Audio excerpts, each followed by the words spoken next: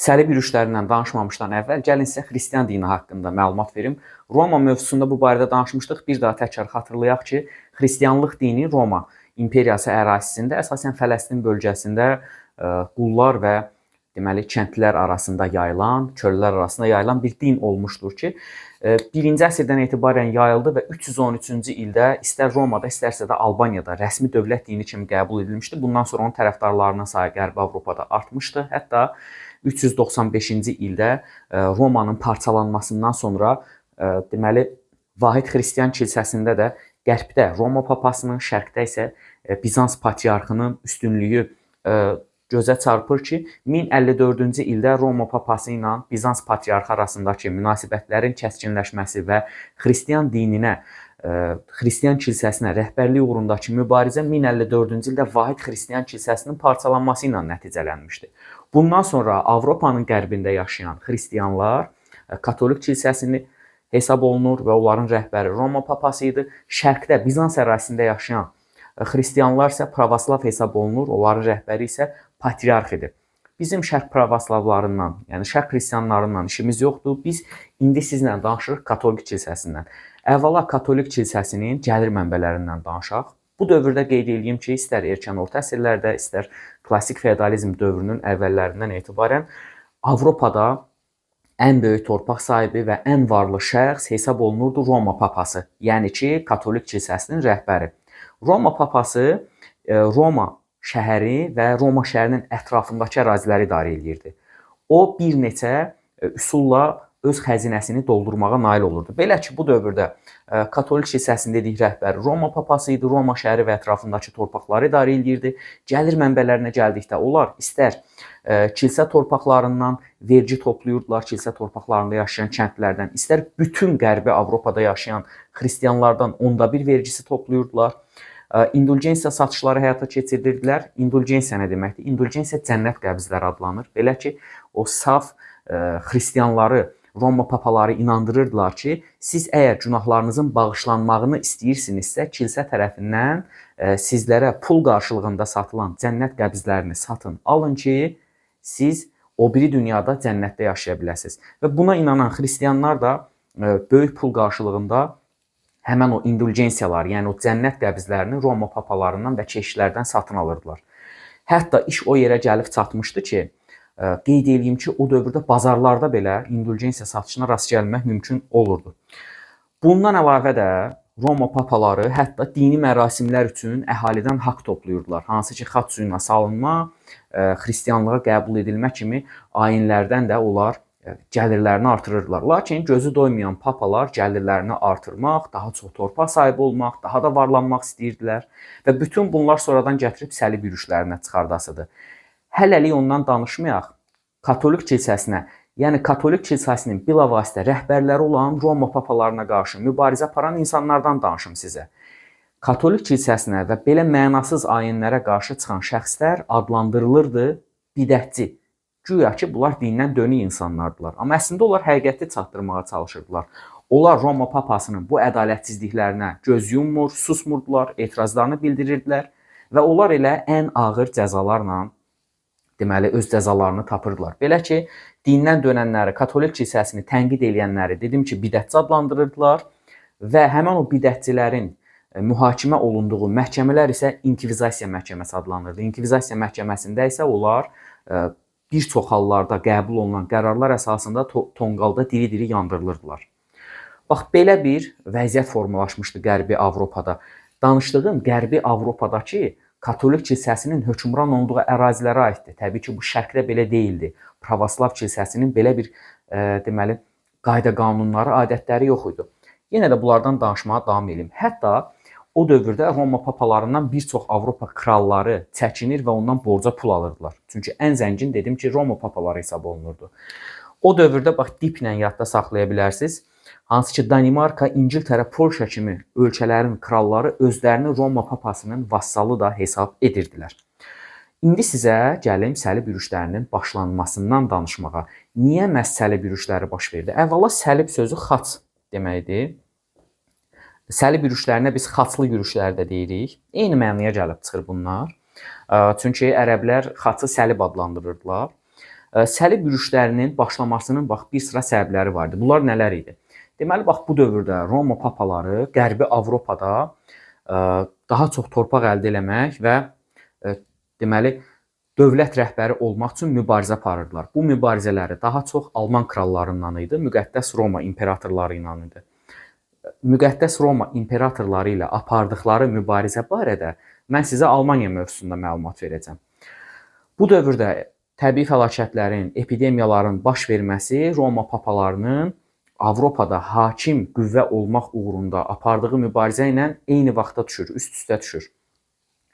Və bu dövrdə kəndlərin vəziyyəti ağırlaşmış, istehsalat dayanmış, təbii fəlakətlərin, epidemiyaların baş verməsi kəndlərin vəziyyətini daha da ağırlaşdırmış, hansı ki, onlar artıq vergiləri ödəyə bilməyəcək səviyyədə idilər. Feodallar isə onlardan vergi ödənilməsini tələb edirdilər. Ən sadə formada sizə belə izah edə bilərəm. Belə bir dövrdə Avropanın daxilində ixtişaşlar baş verirdi.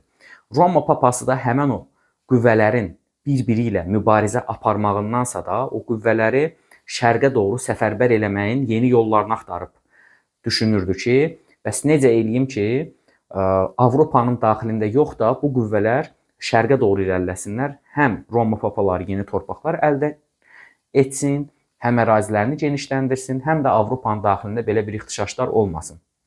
Və bunun üçün ən mühüm bəhanələrdən biri türklərin Bizansla apardığı döyüşlər idi. Hansı ki, 1091-ci ildə də Peçeneglərin Bizansa etdiyi yürüş səlib yürüşlərinin başlanmasına bəhanələrdən, ən mühüm bəhanələrdən biri olur.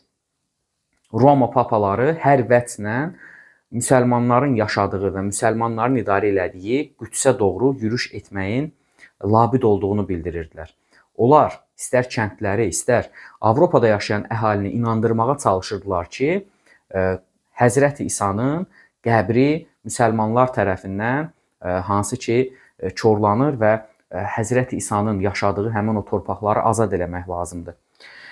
Və belə bir dövrdə də hansı ki 1095-ci ildə Klermon Kilsə Məclisi çağırılır. Klermon Kilsə Məclisində iştirak edən cəngavərlər artıq şərqə doğru yürüşə hazır olduqlarını bildirmək üçün məhz öz paltarlarının üzərinə xaç taxırlar və bununla da 1095-ci ildə rəsmən şərqə doğru səlib yürüşləri başlanır. Ümumilikdə 8 dənə səlib yürüşü var. Səlib yürüşləri başlayıb 1096-da davam edib 13-cü əsrin sonlarına qədər. Biz 8 səlib yürüşündən 4-ü haqqında danışırıq. İndi mən sizə danışım birinci səlib yürüşündən. Birinci səlib yürüşü baş verib 1096-1099-cu illərdə. Məhz bu səlib yürüşüdür ki, 2 dalğadan ibarətdir. 1096-cı ilin əvvəllərində başlayan səlib yürüşünün birinci dalğasına kəndlilər rəhbərlik eləyirdi. Daha çox burada kəndlilər qeyri-mütəşəkkil formada silahlanmış kəndlilər iştirak edirdilər. Onların deməli şərqə doğru Qüds şəhəri üzərinə etdikləri yürüş uğursuz olur və Səlcuq dövlətinin qüvvələri tərəfindən darmadağın edilirlər. Səlib yürüşünün, birinci səlib yürüşünün ikinci dalğasına isə məhz İtaliya, Fransa, Almaniya kimi dövlətlərin cəngavərləri ifa həyatda saxlaya bilərsiniz. Onların cəngavərləri rəhbərlik eləyir. Və bu çox heyf ki, uğurlu alınır səlibçilərin adına. Onlar hansı ki, Aralıq dənizinin şərq sahillərində bir sıra torpaqlar əldə edirlər. Birinci səlib yürüşü nəticəsində Qüds, Tripoli, Antioxiya və Edessa kimi xaçlı dövlətlər yaranır. Bu dövlətlər xəritədə də gördüyünüz kimi Aralıq dənizinin şərq sahillərində formalaşmışdır. Bunların içərisindəki ən böyüyü Qüds idi. Digərləri Qüds krallığından vassal asıllığında olan xaçlı dövlətlər idilər. Beləliklə birinci səlib yürüşü başa çatdı. Birinci səlib yürüşü başa çatandan sonra Səlcuq qüvvələri və digər türk müsəlman əmirləri qüvvələrini bir araya gətirdilər və onlardan biri də Mosul əmri idi. Hansı ki Mosul əmri deməli xristianlar tərəfindən yaradılan Edessa xaçlı dövlətini ləğv eləyir, Edessanı xristianlardan azad eləyir və buna qarşılıq olaraq da, yəni Edessanın azad olunmasına qarşılıq olaraq da Roma papasının çağırışı ilə ikinci səlib yürüşü baş verir. İkinci səlib yürüşü isə 1149-1149-cu illəri əhatə eləyir. 47-49-cu illəri əhatə eləyən ikinci səlib yürüşü isə birincidən fərqli olaraq uğursuz olur və səlibçilər ağır məğlubiyyətə uğrayırlar. Çünki aralarında birlik yox idi. Çünki onlara Bizans dəstək olmamışdı və ən əsası da ki, Səlcuqların onlara qarşı göstərdiyi ciddi müqavimət nəticəsində ikinci səlib yürüşü nə oldu? Uğursuz oldu. Bax bundan sonra onlar yeni bir zərbə aldılar müsəlmanlar tərəfindən. Belə ki, bu dəfə də 1187-ci ildə Təbəriyə gölü ətrafında baş verən döyüşdə Səlahiddin Əyyubi tərəfindən Səlib ordusu darmadağın edilir və xristianların Qüdsdə yaratdığı krallıq süquta uğradılır. Qüds xristianlardan azad edilir. Yenidən müsəlman şəhərinə çevrilir Qüds krallığı. Buna qarşılıq olaraq isə 3-cü Səlib yürüşü baş verir. 3-cü Səlib yürüşü 1189-1192-ci illəri əhatə eləyir. 2-ci Səlib yürüşündə olduğu kimi 3-cü Səlib yürüşü də xristianlar üçün uğursuz olur, məğlub olurlar. Burada iştirak edən dövlətlər Müqəddəs Roma imperiyası, yəni Almaniya dövləti, İngiltərə və Fransa idi. Elə bir İtaliyanın əvəzinə bu dəfə almanlar qoşulur. Deməli, Müqəddəs Roma imperiyası burada iştirak eləyirdi. Daha doğrusu İtaliyanın əvəzinə bəli dediyimiz kimi Almanlar Müqəddəs Roma imperatoru iştirak eləyirdi. Friedrich Barbarosun quru yolla Qüds üzərinə etmək istədiyi yürüş uğursuz olur. Nəticədə Friedrich Barbarosun suda boğularaq ölməsi səlib qüvvələrinin parçalanmasına səbəb olur. 2-ci Səlib yürüşü kimi 3-cü Səlib yürüşü də uğursuz olur. Bir daha xatırlayaq. Deməli, 2-ci Səlib yürüşü niyə baş verdi? Müsəlmanlar Edessanı xristianlardan azad etdilər deyə. 3-cü Səlib yürüşü niyə baş verdi? Müsəlmanlar Qüdsü xristianlardan azad etdi deyə baş verdi. İndi keçək 4-cü Səlib yürüşündən danışmağa. 4-cü Səlib yürüşü əhatə edir 1202-1204-cü illəri. Əvvəla 4-cü Səlib yürüşü zamanı onlar Qüds üzərinə bu dəfə hücum etmək istəmirdilər. Xristianlar bu dəfə yürüş etmək istəyirdilər. Ən ciddi rəqibləri hesab elədikləri özlərinə Misirə yürüş eləmək üçün isə gəmilər lazım idi. Həmin o gəmilər isə xristianlarda mövcud deyildi. Roma papasının elə böyük bir hərbi donanması yox idi ki, Misir üzərinə su yolu ilə hücum eləyə bilsin. Və belə bir dövrdə rəhbər 3-cü Innokendi, hansı ki Roma papası idi bu, şəxsən özü rəhbərlik eləyirdi. Hədəfi Misir olsa da, sonradan fikrini dəyişib Bizansa doğru yürüş eləməyi daha vacib bilir. Niyə? Niyə Bizansa yürüş eləyir? Niyə xristianlar özləri kimi xristian olan bir digər qüvvələrlə mübarizə aparırlar? Deməli, bu dövrdə həm onları gəmilərlə təmin edən Venesiyalıların Bizansla olan rəqabəti, həm də ki Roma papasının, yəni Qərb kilsəsinin Şərq kilsəsi üzərində hökmranlıq etmək istəməsi, Şərq kilsəsindən aralarında olan ixtilaf onların hədəfini yönəldir Bizansa doğru. Deməli, Bizansa niyə yürüş elədilər? Həm Venesiyanın təkidi ilə, çünki Bizansla rəqabəti var idi. Çünki Venesiyalılar istəyirdilər ki, Aralıq dənizində ticarət üstünlükləri Bizansdan Venesiyalılara keçsin. Həm də Katolik kilsəsinin rəhbəri Roma papalarının Bizans patriarxlarıyla olan düşmənçiliyi, onların hədəfini müsəlmanlar üzərinə yox, özləri kimi xristian olan Bizans üzərinə çevirdi həmən o hədəfi. Və 2 il ərzində Bizans ərazisində edilən talanlar nəticəsində paytaxt Konstantinopol, indiki İstanbul şəhəri talan edildi. Şərq kilsələri orada darmadağın edildi və onlar Bizansı ələ keçirdilər. Hətta Bizansı süquta uğratdılar. Bəli, Bizans bir müddət öz varlığını itirdi. 1204-1261-ci illərdə Bizans ərazisində Latın imperiyası adlandırılan xristian bir dövlət mövcud oldu, yəni Katolik dövləti mövcud oldu. Deməli, biz deyə bilərik ki, 1-ci Səlib yürüşündən sonra da xristian dövlətlər, yəni Katolik dövlətlər yaradılır. Qüds, Tripoli, Antioxiya, Edessa. 4-cü Səlib yürüşündən sonra da Katolik dövlət yaradılır. Deməli, səlibçilər tərəfindən. 1-ci və 4-cü Səlib yürüşləri xristianlar adına uğurlu hesab oluna bilər. Amma Bizans bu mübarizədən sonra, Katoliklərə qarşı apardığı mübarizədən sonra Latın imperiyası 1261-də süquta uğradır və yenidən Bizans dövləti, Bizans imperiyası bərpa olur. Bundan sonra da əlavə olaraq 4 səlib yürüşü həyata keçirilir şərqə doğru. Şərqə doğru həyata keçirilir, lakin bütün səlib yürüşləri yekunda uğursuz olur. 13-cü əsrin sonlarında səlib yürüşləri başa çatır. Şərqə doğru olan səlib yürüşləri, müsəlman ölkələri üzərində olan səlib yürüşləri başa çatır. Və beləliklə də 13-cü əsrin sonlarında səlib yürüşləri bitir. Amma onlar bu dəfə öz mübarizələrini Avropanın içində davam elətdirirdilər. Yəni qərbdə davam elətdirirdilər. Bəs orada kimlə mübarizə aparırdılar? Orada isə ərəblərlə və yəhudilərlə mübarizə aparırdılar. Hələ onu sizə deyim ki, səlib yürüşləri başlayarkən onların səlib yürüşləri başlamamışdan əvvəl hətta qeyd edeyim ki, səlibçilərin əsas hədəfi, Roma papasının əsas hədəfi Avropada yaşayan yəhudilər olmuşdu ki, Avropanın içərisində yaşayan yəhudiləri məhv etmək.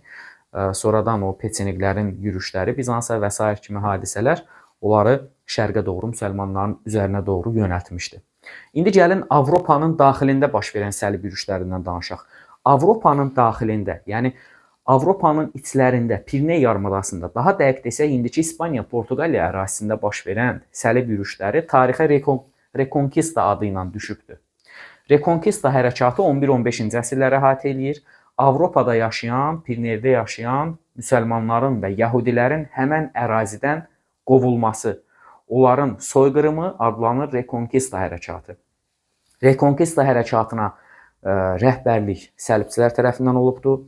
Roma papası elan edibdir ki, bəs sən demə, Avropanın içlərində yaşayan, Pirineydə yaşayan ayparıya qarşı mübarizə aparmaq lazımdır. Və bununla da ərəblərə, yəhudilərə qarşı deməli mübarizə aparılıbdır. Nəticədə səlibçilər tərəfindən ərəblərin, yəhudilərin Piriney yarımadasından qovulması nəticəsində Kastiliya, Aragon, Navarra və Portuqaliya kimi səlib dövlətləri yaranıbdır. Hətta qeyd edeyim ki, Kastiliya ilə Aragonun birləşməsi nəticəsində 1479-cu ildə vahid İspaniya dövləti meydana gəlir. Kastiliya, Aragonun deməli birləşməsindən sonra qalır Navarra. Navarranı da İspanlar fransızlarla bölüşdürürlər aralarında və bundan sonra Piriney yarımadasında 2 dənə xristian dövləti qalır. Biri İspaniya qalır, biri Portuqaliya qalır və onların da tək rəqibi Granada idi. Granada müsəlman dövləti idi, sonuncu müsəlman dövləti idi keçmiş Kordova xilafəti ərazisində və 1492-ci ildə də Granadanın işğal olunması ilə artıq Avropada bir dənə də olsun müsəlman dövləti qalmır. Ərəblər artıq buradan qovulurlar, ya Afrikaya köçüb gedirlər, ya da zorla onları xristianlaşdırırlar. Amma digər ki, onlar Reconquista hərəkatına başlayarkən, Reconquista hərəkatını apararkən, şəhərləri mühasirəyə alarkən ərəblərə, yəhudilərə bildirirdilər ki, biz sizin dini inancınıza hörmətlə yanaşasıyıq, hər kəs öz dini inancında qala bilər. Amma verdikləri vədlərə əməl eləmirlər, onları ya zorla xristianlaşdırır, ya da onların Afrikaya doğru köç etmələrinə onları məcbur edirdilər. Bax, Reconquista hərəkatı da buydu. Nəticədə Avropada artıq Piriney yarımadasından müsəlmanlar qovuldu. Səlib yürüşlərinin nəticələrinə gəldikdə şərq üçün heç bir müsbət nəticəsi olmur. Müsəlman ölkələri üçün, Bizans üçün nəticəsi çox dağıdıcı və yıxıcı olur. Hansı ki, şərqdə mədəniyyətin inkişafına mənfi təsir göstərir, şəhərlərin dağıdılmasına, əhalinin qətl və qarətlərə məruz qalmasına gətirib çıxardır. Amma qərb üçün, yəni Avropa üçün səlib yürüşlərinin bir sıra mühüm nəticələri olur. Artıq səlib yürüşlərindən sonra sosial-siyasi dəyişiklikləri qeyd eləyəsi olsam, Avropalılar kağızla, barıtla tanış olurlar. Onların şərqdə missionerlik fəaliyyətinin güclənməsinə gətirib çıxardır səlib yürüşlərinin nəticələri. Onlar gigiyena qaydaları ilə tanış olurlar. Bundan sonra qeyd edə bilərəm ki, Roma papasının nüfuzu aşağı düşür, Katolik kilsəsinin dövlət işlərinə müdaxiləsinin qarşısı alınır. İqtisadi nəticələrinə gəldikdə isə, bax, bunları yadda saxlamaq lazımdır. İqtisadi nəticələrinə gəldikdə isə səlib yürüşlərindən sonra şərqdə ticarət canlanır. Şərq ölkələri ilə ticarətdə Bizans öz üstünlüyünü itirir. Bundan sonra artıq şərqlə ticarət əlaqələrində üstünlük keçir Venesiya və Genuya kimi İtaliya şəhər dövlətlərinin ixtiyarına. Hətta onlar yeni bitkilərlə tanış olurlar, yel dəyirmanı ilə, güzgü ilə və digər gündəlik həyatda istifadə olunan əşyalarla və deməli yeni bitki növləri ilə tanış olmuşdular. Növbəti videolarda görüşəndək özünüzə yaxşı baxın. Sağ olun, salamat qalın.